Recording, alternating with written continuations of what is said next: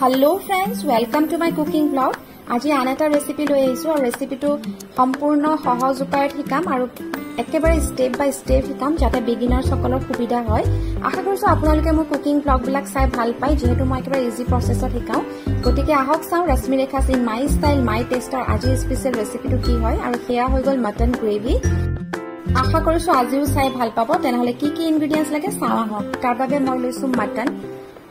ভাল কোৱালিটিও হ'ব পাৰে বেয়া কোৱালিটিও হ'ব পাৰে কিন্তু ধুনিয়াকৈ সিজিব আৰু লৈছো 4টা পিয়াজ মিহিকৈ কাটি লৈছো, এটা বিলাহী পিহনাত পিহি লৈছো আৰু দৈ লাগিব, যিকোনো দৈ ল'ব পাৰে। মই মিঠা দৈ লৈছো 2 চামুচ আৰু জিঞ্জাৰ গাৰ্লিক পেষ্ট লৈছো, আপোনালোকে খুনিও ল'ব পাৰে।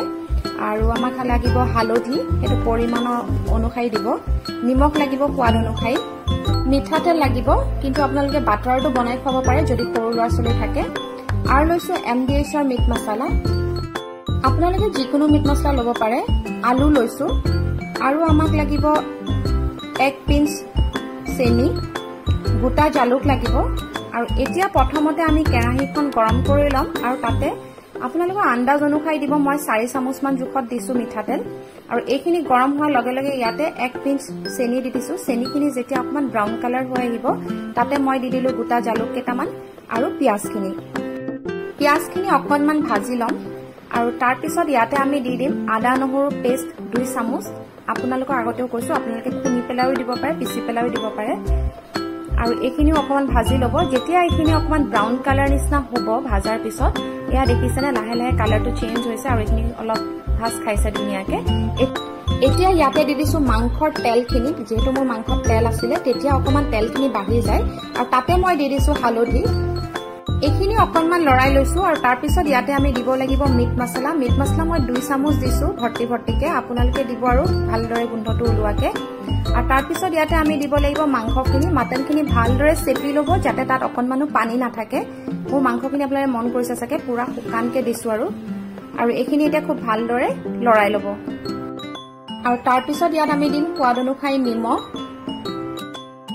এনেদৰে আপোনালোকে লৰাই থাকিব লাগিব যিহেতু আমি ঢাকন নামাৰো, এইখিনি অকল ভাজিম। দেখিছেনে খুব ধুনীয়াকে আপোনালোকে ভাজিব লাগিব। আৰু তাৰ পিছত ইয়াতে আমি দি দিব লাগিব আলুখিনি। আলু যদি নাখায় তেনেহলে নিদিলেও হ'ব।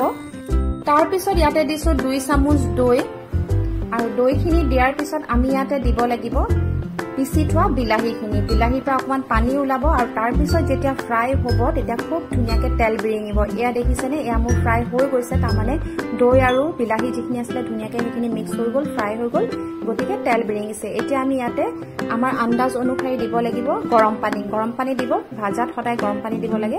আৰু এতিয়া মই এইখিনি কুকাৰত ভৰাই দিম আৰু কুকাৰত ভৰাই পেলাই একেবাৰে চিমত মানে কম জুইত দি পেলাই 2টা হুইচেল মাৰিবলৈ দিম। এয়া দেখিছেনে একেবাৰে কম জুইত দিছো আৰু এতিয়া ঢাকনখন মাৰি পেলাই আমি 2টা কুকাৰৰ হুইচেল মাৰিবলৈ দিম। হুইচেলটো মাৰাৰ পিছত যেতিয়া নিজে গেছটো নাইকিয়া হৈ যাব ভাপটো তেতিয়াহে আপোনালোকে খুলিব। মোৰ কুকাৰে 2টা হুইচেল মাৰিলে এতিয়া মই গেছটো অফ কৰি দিম। আৰু এটা কথা মন কৰিব, যিহেতু আমি ল' ফ্লেমত দিম গতিকে অকমান সময় ল'ব, গতিকে অধৈৰ্য নহব জ্বলি যাব নেকি বুলি। নজ্বলে ধুনীয়াকে হৈ যাব, খালি পানীটো ভালকে দিব।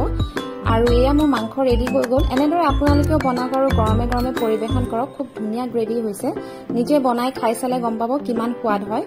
আশা কৰিছো আপোনালোকে মোৰ আজিৰ ভিডিঅ'টো চাই ভাল পাইছে। যদি ভাল পাইছে তেনেহলে লাইক, কমেন্ট, শ্বেয়াৰ আৰু ছাবস্ক্ৰাইব কৰি দিব আৰু কাষতে থকা বেল আইকনটো ক্লিক কৰিবলৈ নাপাহৰিব। ধন্যবাদ।